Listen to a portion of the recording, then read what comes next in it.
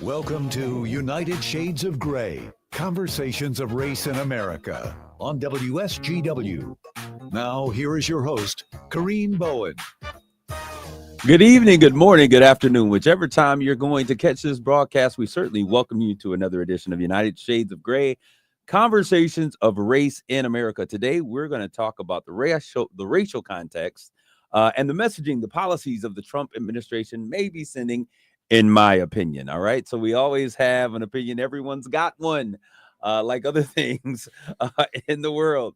But we certainly are excited to be here with you today. If you're looking in the social media stream, you'll see these wonderful co-hosts that I have with us. We're just going to make Jonathan a co-host at this point. He's always in the stream. So he's producing and co-hosting. As a matter of fact, he's going to get the biggest check out of this. But we have Mark Bassett out there in sunny California. Mark, what's going on? Well, it's not that sunny right now, at least on the beach, but it's doing great. I'm here one more week.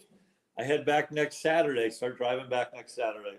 Well, we can send you a wonderful picture of all the sun that we don't have here in Michigan. Actually, we have sun today, but it is freezing like it is October. I was telling someone that we went January, February, March, April, October, and we're waiting for the warmer weather to get here. I guess we're going to skip back to June, hopefully. But if we look at the temps and what they're predicting, it is going to be pretty cool throughout this month, which is very rare. So the other young man. That's why I hate That's why I hate spring in Michigan. There is no spring. It's just winter and then summer. So. Yeah, winter then summer. And so we have another young strapping lad in the stream today, and that is our producer, John, being the place to be. John, what's good? Hello. I'd argue you have one young strapping lad in the stream today. I wouldn't say another, but you know. Dang, Jonathan. I was going to say the same thing. Pew, pew, pew. Shots fired. Yeah. World star. Pew, pew, pew, pew, pew. But today we're going to talk about the racial context or the messaging that I think is being set out in the Trump administration, and we're going to have some conversations about that. But before we get in, we want to give a shout out to all of those people who are listening on WSGW 100.5 FM or 790 AM, since this is a simulcast. Whether you're watching Saturday morning or Sunday evening, we're certainly glad. Or whether you're watching this as a social media recast on stream online, we certainly thank you for continually listening and being involved in this conversation. We appreciate your listenership. We're going to ask those of you who are in the social media world to like, tag, and share this conversation. I want to thank Jonathan for making all of this stuff possible. When we get done, he's not done. He continues. He's creating podcasts and restreams of this stuff and putting it all together, packaging it up, and putting a nice little bow in it so that we all can enjoy this at a later time. I'm going to share real quick. Go ahead. We're also on Spotify, Apple Podcasts, Audible, and at WSGW.com. You can hear all the episodes of United Shades of Gray there. All of the things that I always forget to share. That's why he's the producer. Those of you coming in the social media stream, get in here, invite your cousins, your friends, your neighbors, sisters and brothers. Tell them to get in. It's time for United Shades of Gray. All right. So before we get started in our topic for today, we all know that the conversation that has been going on around the world. And I just want to start with this. The Constitution of the United States, it is the Bible for how the government, this wonderful experiment that we call a democracy, is managed. And this means that our founding fathers worked out a system, eventually being amended over time to better understand the things that were at hand. And it shows us how this works best and protects the interests of, quote unquote, we the people. One of the first lines of the United States, or the first couple of lines, says, we the people of the United States, in order to form a more perfect union, establish justice, ensure domestic tranquility, provide the common defense, promote the general welfare, and secure the blessings of liberty to ourselves and our posterity, do ordain and establish this Constitution for the United States of America. This preamble introduces the documents and outlines the goals that our government seeks to achieve. It emphasizes the power of the government and how it comes from the people, known as popular sovereignty. The preamble also expresses the nation's core principles and values, including justice, freedom, and equality. Now, I did all of that to get to this concept or this idea of what we're now currently dealing with here. And there is a clause referred to as the emoluments clause. We heard a lot about this during the Clinton administration, and it was, and we've been hearing about these things over probably I say the past few decades. It's become more and more of a thing that we're hearing about this. And so I want to talk a little bit about the emoluments clause. There is both there's a foreign and a domestic clause. The foreign one basically says that we can't take gifts, these large gifts from other foreign governments. The domestic one is basically talking about increases in salary and things that may favor a president from folks that are here, or public servants, or permanent servants altogether. And for the purpose of this is to make sure that we have integrity and accountability from our leaders, and that we're not doing some crazy stuff. And we heard the term quid pro quo, this for that. And so I want to open this conversation up as we begin to talk about the new Air Force One in the making, this $400+ million gift that our president received from what's the Saudi's name? Qatar. From Qatar, but what's the prince's name? Oh, I don't know. That guy over there in Qatar. Is that the way we pronounce it? I say Qatar. People say Qatar, but they always say Qatar. Which is it, Mark? We'll let you I've heard it pronounced both ways. I'm not sure. All right, in Qatar, that's what I hear them say when we listen to it. So, what are your guys' thoughts about this particular thing? Is this a violation? Because to me, it seems pretty cut and dry what the Constitution says. However, there's been an amendment, Mark, in how we have received this thing for our nation. Is this a problem for our nation? Well, my thought. Look, I don't know if it meets the rules or not. I haven't looked at the details of how they've amended what they were going to do. I just think from an appearances perspective, it's horrible. And so like good judgment says whether this is legal or not, whether we can kind of paper our way around this or not to make it legal, it's just got horrible appearances. And good judgment, which this administration lacks, basically should say like whether this is legal or not, we're not going to do this. Okay. Jonathan, I see you going. Yeah, the optics are terrible. Why are the optics terrible? Why does this matter? First of all, Trump's reasoning behind it is that Air Force One is 30 years old or whatever, and it's time for an upgrade. It's time for an update. It's time to make it real, and they're offering us a free jet, and we should take it. I would much rather see, and it's going to require years and money to retrofit this thing and make it ready to be Air Force One, if that's what it's going to be, so that Trump barely gets any use out of it, if any. I'd much rather see that time and money put into let's make an American one. That's ours. I mean, but isn't that the MO or the mantra of this administration, America first, right? So I know that I think that if it's our president, he's the United States president, that we should show some confidence. I don't know if it's because our planes have been having some issues lately.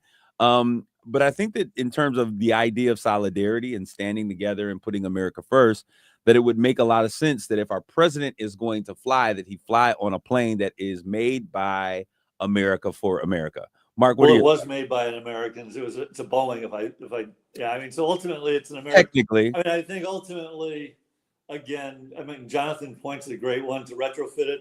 They were going to have to wait 2 years for a new one from Boeing. And so, this is where I think this administration gets itself into trouble a lot.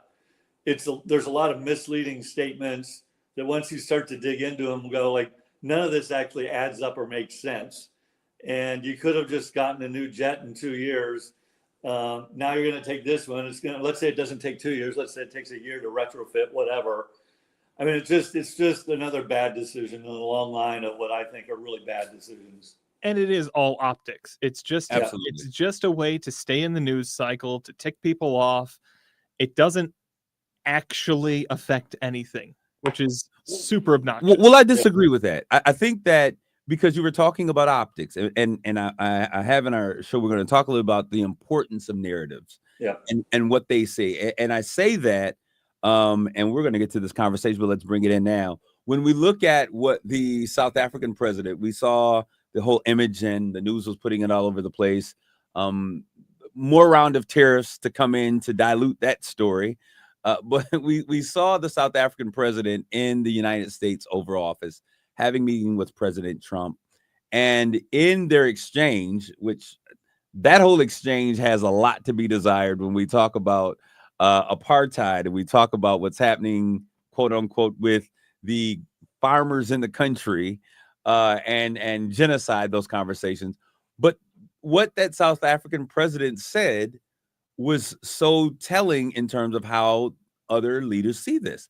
He says, I don't have a jet to give you. Unfortunately, I don't have a jet to give you. And so when I look at this, is this an issue that is problematic from the United States as it relates to national security?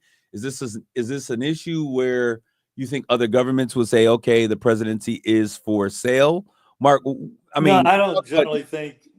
I think third world countries aren't going to go there for the reason that the South African president said what he said. First world countries aren't. I mean, I think this is a unique situation where you're dealing with, some of the richest people in the world who are kings in essence, or princes or whatever. That this is part of their standard way of doing things, part of their culture. I don't think you're going to see Western leaders or North Asian leaders doing that sort of thing. I mean, I think there's two separate issues or multiple issues here. Again, I think the gift is just bad optics, and it's just bad judgment, and it sets a bad precedent, I think. How this poor guy was basically ambushed. This is the second time a world leader or a national leader has been ambushed in the Oval Office. It's just not how you get things done. It's all theatrics, all about his ego. It's all about building his brand and reputation, as far as I'm concerned. And then again, the whole thing is kind of strewn with misinformation, and at best misinformation and misleading pictures and statements. Jonathan. So I kind of disagree with the last part there about the quote unquote ambush is just being optics. I think a big part of this conversation needs to be, what is the US's relationship to these two countries? If we're comparing the quote unquote gift from Qatar and the interaction with South Africa, Qatar is a non-NATO ally of America. We've got a military base there for strategic purposes. South Africa is much less so an ally of America, and I think that a big part of Trump's dynamic is, and especially when it comes to international policy, is I'm going to bring people who don't like us, and they're going to come and beg for forgiveness. They're going to come and they're going to try and it's a projection of strength in terms of making others afraid. You know what I mean? I just don't think that's an effective tactic when it's all said and done. I really don't. Because if anything, you ruffle people's feathers and you get the opposite reaction of F you, or, I just don't think, again, we're talking about global politics, the global stage, and that kind of behavior is just beneath, I think, the office of the president. You can do that behind closed doors. You can do that in private. You can do that in really kind of harsh terms and with put some real meat about it. But this is all about his personal brand and theatrics and appealing to his base. Go ahead, Jonathan. Spoken like a globalist.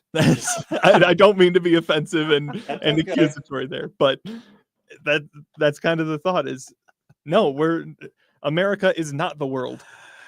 Okay, one thing I want to accomplish something, you need to develop a rapport with somebody, and there's a time for that sort of behavior, and there's a time for diplomacy. And doing that in public, I would argue, is never productive. I want to throw a little twist into this conversation about this. When we look at this, I think, because you mentioned, Mark or Jonathan, that we don't have that great a relationship with South Africa and the difference between Qatar and South Africa. But I have to beg to differ because narratives and optics do matter in politics. If they didn't, so many of these things would not be staged the way that they are. The fact that, you ask a question and I already got queued up on this television, something that I'm going to show you here to prove my point. So optics matter. And the fact that we had South Africa's son, I'll say it this way, South Africa's son almost literally running the government. He was Hold not. on, It let was me an finish. advisory. Let me. committee. He was when you have the ability to fire. When you have the hold on, let me finish, and then I'll let you say whatever you got to say into it because optics matter, and the fact that it appeared that he had the ability to fire and to hire and to move and to cut and to do all of these things, and no one in the Republican Party was screaming, "You don't have the right to do that." Democrats were screaming that, but but the Republicans are in power. So when someone comes in and the optics show that a person has that authority, and this is South Africa's son that is making these decisions, and we'll get into how that plays off when we talk about immigration in a second. But it begins to send a narrative, or optics send a narrative that this individual or this is what we value or we embrace. And so to have this new president who comes, who has a great affinity for the former president of South Africa, Nelson Mandela, and all of these other individuals that are out there who fought against apartheid. And now he comes into the United States to have this conversation.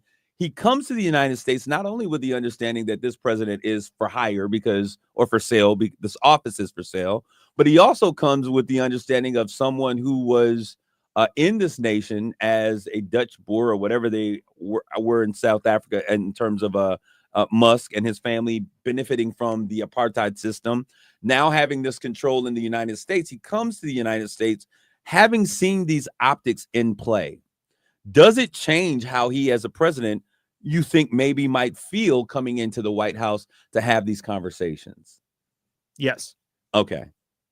That was kind of just the thought process when we look at these things and how they play out in terms of world politics, and the globalists understands how these things play out in world politics. Go ahead, Jonathan. What are you saying? No, go ahead.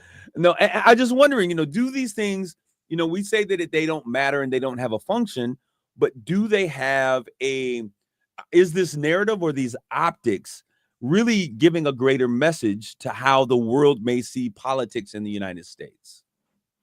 Yes, but I think it has a lot to do with the people who control that flow of information and who set that narrative.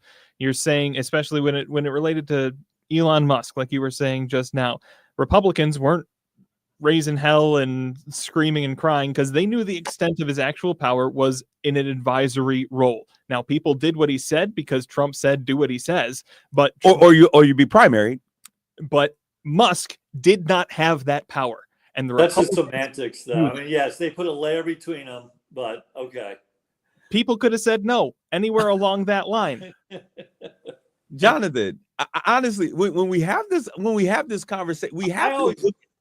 Go ahead, Mark. Go ahead. Because the level of hypocrisy and I'm not saying you're a hypocrite here, Jonathan. I always go like, well, what if the roles were reversed? What would the Republicans be saying? And you know exactly what they'd be saying, and that's what drives me, and it's both parties. That's what drives me nuts about politics. The level of hypocrisy is just astounding. So if Obama or Biden took a $400 million jet as a quote unquote gift, no matter how you papered it, I can't imagine the apocalypse, the epileptic fit that the Republicans would be having. And when Bill Clinton had an affair with Monica Lewinsky, oh my God. And like Trump is like, having sex with porn stars with a pregnant wife. I don't know, who knows how many times this guy's cheated on his wife. I mean, but it's all okay because boys will be boys. To your point, the Republicans did throw a fit when Hunter Biden was appointed to the board of Burisma in Ukraine. It's still in the news cycle. People are still crying about it. Yes, it is both parties that do this crap. I agree. They are still, and investigations are saying that there was no there. But in the same token, and I don't want to go down that rabbit hole because I want to kind of stay in line with where we're going, because I think that optics do matter. I think that what we show and the narratives that we paint have a very important meaning. And this leads us toward the conversation that we were talking about.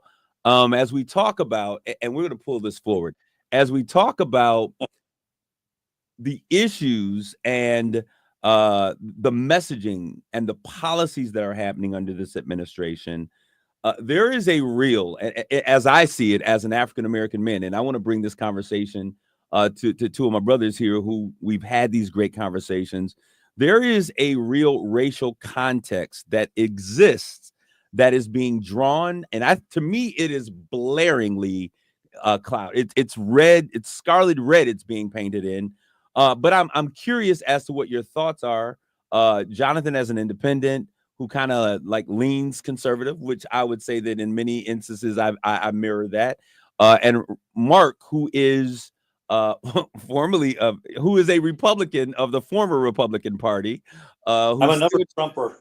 I'm a never Trumper Republican. Who's a never Trumper, who's looking for a place to go, which I think a lot of Republicans, Mark, fall in that place. I think that we see a lot of things happening. Jonathan, you're saying that they did not agree, but I think that we've brought in a situation where Mr. Musk has infused millions, hundreds of millions of dollars to get a president elected, and then also establishing a situation that anyone who has a narrative outside of the narrative that Mr. Trump is trying to portray will be primaried. So that has silenced a lot of people because they've chosen politics and party over nation. And so it begins to set up I would argue they've chosen their personal livelihood. Absolutely. So they've sacrificed their moral compass for their job. Absolutely. So we're going to talk about what that looks like, because I think the narrative that's being painted and the one that Black America sees is one that they no longer exist in the vision of this new America. We're going to take a quick commercial break. When we get back, we're going to get into this conversation. Stay, don't go away. We'll be back with more United Shades of Gray.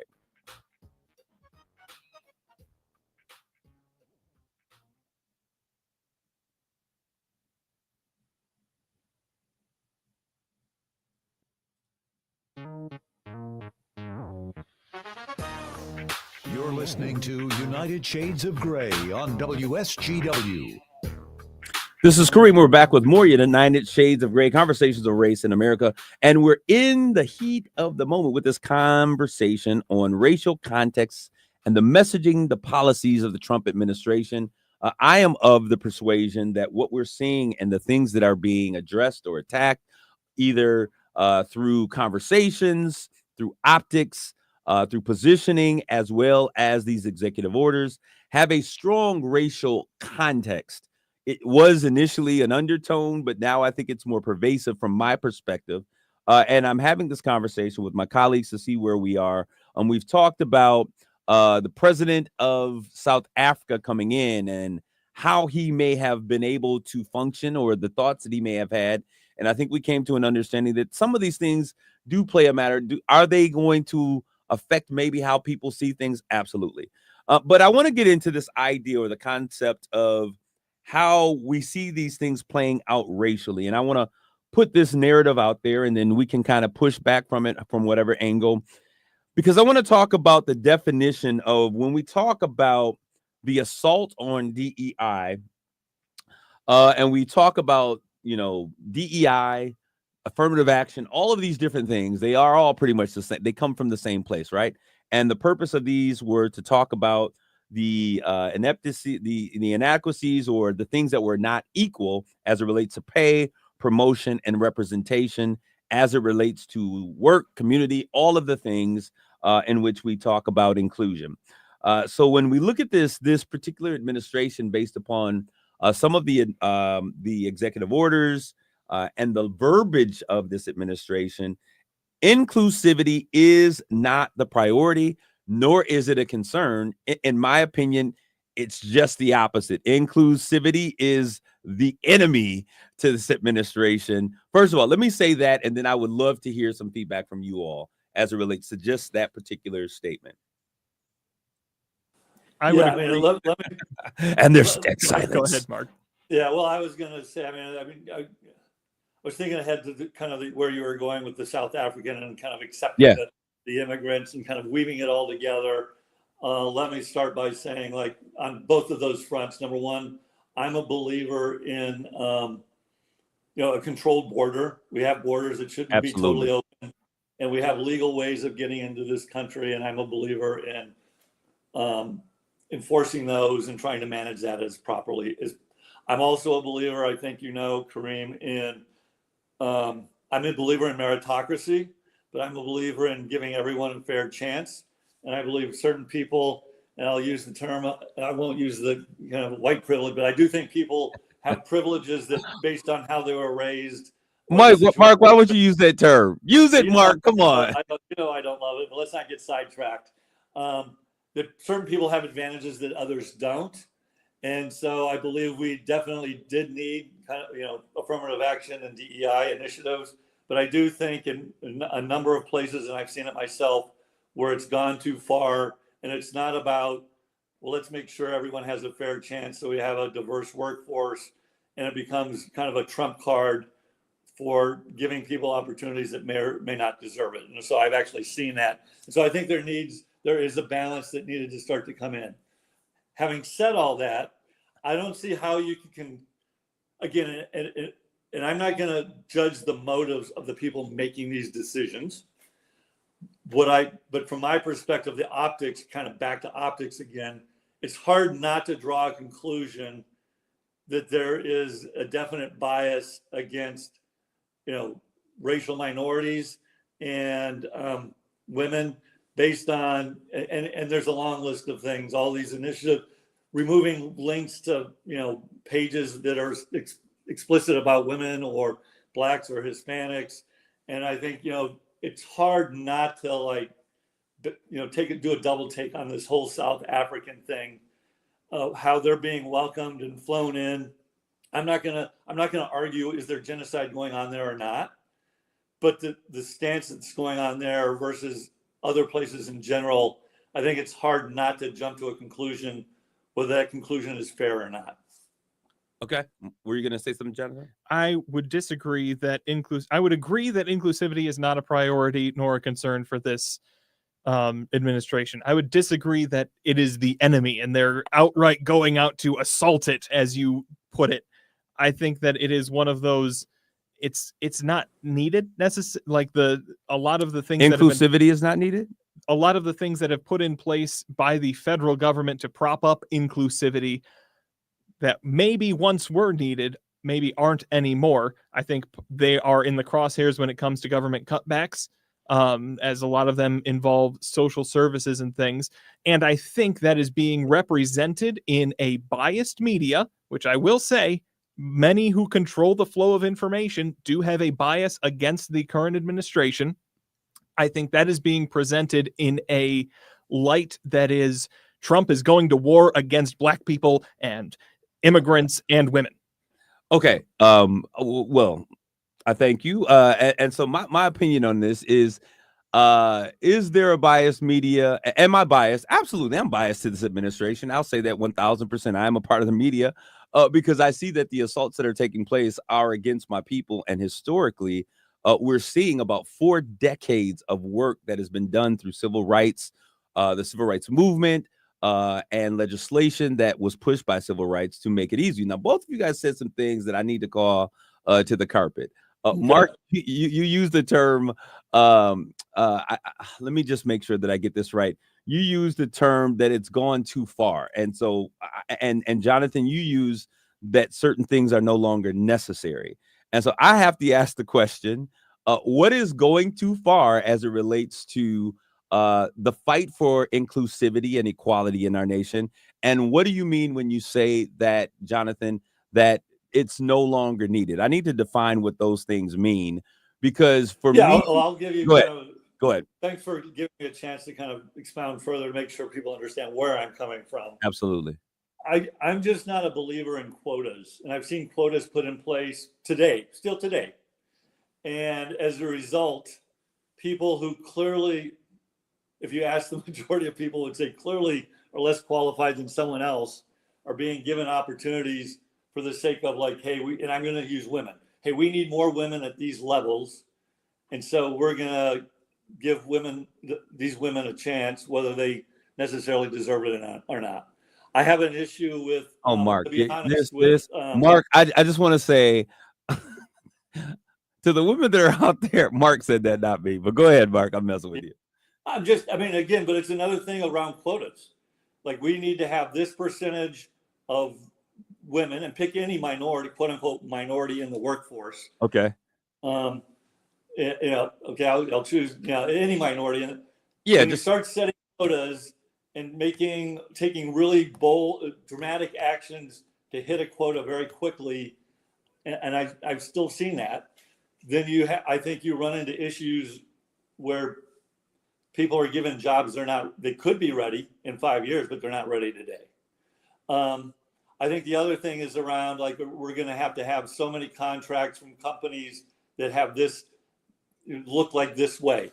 And I've actually seen companies set up phony structures to include, like, well, we're going to check this box or that box, so we have an advantage on getting a contract or an agreement. And so I think when it goes to that extreme, that's a problem.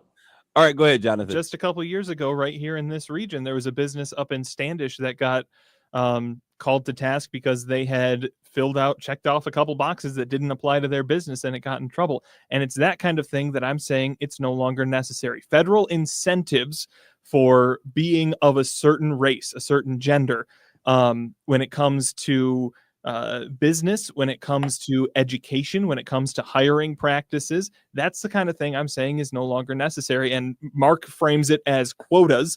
I'm saying there are quotas that people can put in place, but there's federal incentives to that why are cut back on. Why are they no longer necessary? Because those businesses and that higher education and all of that are incentivized now in other ways by social pressure to do those things anyway. That is the way society is moving. You think if federal incentives are pulled back, black people won't get into colleges in as great a number? Well, what we see is when we have a person who is at the head of the federal government, and to speak to your incentives and to speak to these quote unquote quotas, I don't think I think that when you're on one side of it, you look at it as a quota. You only got in because you're a quota. I'm not a believer of that. We should ever hire people who are unqualified.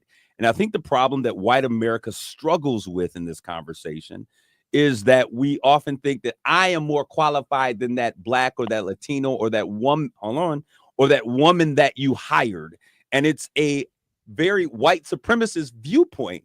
And I want to define when I say white supremacist, because many people are really offended by that term, because they think Nazi, skinhead, and that's not what white supremacy is when we have that conversation. Those are far-reaching sides of that extremist views of white supremacy. But white supremacy is the fact that white America is better. It is the philosophy that we know what is best. And oftentimes when we look at that, we can, and statistics will show you, because I'm a data person. I deal with programming that is data informed. And when you look at the data, often what shows is that the person that is overlooked most is the person that is an African-American or a minority, most often African-American black folks, who are very qualified but are not giving the opportunity to enter into that place. So these programs that we're talking about, we're not talking about being in people who are less than. I think that when we look at our lists of all of the presidents that have been presidents in this nation, and we look at who is most qualified, when we look at the one black president that we had, he was an overqualified president for something that existed in terms of his education and his readiness for this particular office. Whether you like his policies or not may be a different thing. Well, why do you say he was overqualified? Well, when we look at where these other people have come from, when we look at what their experiences and their histories have been, and I'm talking about it merit in terms of his merit as an individual. When we look at individuals, I don't know that I would agree with that, but that's okay. Let's not get and that's fair. But what I can say is that he was not less than Dan Quayle or George W. Bush. And so I'm using this as an example. When we look at, because some people will consider President Obama as a DEI hire, when we look at this statistics and we look at the people that fared, and I say this again, statistically from this, these programs existed, yet African Americans were not the ones who benefited most from these programs. Because once again, even though the federal government, and I want to give the statistics, because 18% of the federal government population that works for the federal government are African Americans. 14.4% of the national 14.8% of the national population now define themselves as African Americans. Most people would say, hey, there is an oversaturation, too many black folks working in government based upon the population. But the reason for that was because there is, at the state level, the federal government is over-infused with these individuals because they have in certain areas the need to have oversight in federal government. When we understand legislation in this nation, we have to understand that the fight for equality was always overlooked at states at the state level. Mississippi, Alabama, Missouri, Texas, all of these states were like, we are never going to change these policies. We're never going to see equal. We're never going to have this. We'll give you a water fountain over there. We'll give you a water fountain over here, but the equality effect will never take place. And so the federal government came in and said, listen, we have to have oversights to make sure that we, the people, includes individuals that when the Constitution was written, were only 2/3 human, 3/4. And so now, since they are a whole human, we have to put these oversights in place. And I think that as we look at these promotions, what these executive orders have done is they've attacked the issues of what is culture, what is art, all of these things, what is important for higher education. You can't say these words. We've sanitized, high risk, underserved, all of those things. Why are those things being removed? Because the people that were targeted for an opportunity are being targeted in this particular conversation. And so when is enough? Enough is enough when equality means the same thing to all of America. It's no longer necessary when there is equality in every sector in America. And until there's equality across the board, whether it be for LGBTQ plus, whether it be for African Americans, whether it be for Hispanic Americans, Latino descent, or for women, then it's not enough. That's my particular take on it. Okay. And there's silence. Jonathan, well, that was a long take. It's your opinion. I'm not going to debate your opinion. No, I don't. It's my opinion, Mark. But statistically, when we look at these things, the statistics would say the very same thing that I'm saying here. The reason why these things existed is because we as people are fallible and we tend to promote ourselves. And I'll say that across the board. Black folks are going to promote black folks. White folks are going to promote white folks. Mexicans and Hispanics and Latinos are going to want to do the same thing. We see it happening. And until we have a society that is in its upper echelon, when we look at the C-suites of organizations, until there's equity in those areas, we will not find equity throughout an entire system, because what we tend to do is we fish in the ponds that we're used to. Yeah, I mean, I guess we're kind of, in my view, we're kind of intertwining or intermingling a couple different things here. What this administration is doing per se versus, where does DEI need to go? I'm a big believer. We've talked about this before. Where we are today is much different than where we were 50, 60, 70 years ago. And we needed what we needed back then. And I think by and large, it's been somewhat successful, if not largely successful or whatever. But there has been progress, and progress will continue. I just think as things change, you need to modify things, modify laws and regulations and things like that to be current with the current situation. And so do we need the same laws and regulations and mandates that we needed in 1965? Absolutely. Absolutely not. Absolutely. Or my thing is, are we where we need to be? No. But I do think things need to be modified to make sure we're not getting into quota situations and mandated quotas, because I don't think you need that anymore. Okay, and I appreciate that. However, I disagree with it, because when we look at Mark, when you look at the CEOs of America's companies, what percentage of those companies represent African Americans? I have no idea, to be honest with you. It's probably less than 10% for sure. Bring that number down, because like I said, less than 10. Yeah. Okay. So I guess don't know. 3 to 5% is the guess, right? And I would say like 50 years ago, what was it? So the idea your is argument would be there should be 12% of the companies should have black CEOs. That's your argument. No, that's not my argument. My argument is that as long as we have a very lopsided, and I'm not saying what that number should be. I'm not saying let's put people in, because that would in fact be a quota. But what I'm saying is when we look at it, and this speaks to the mentality of white supremacy.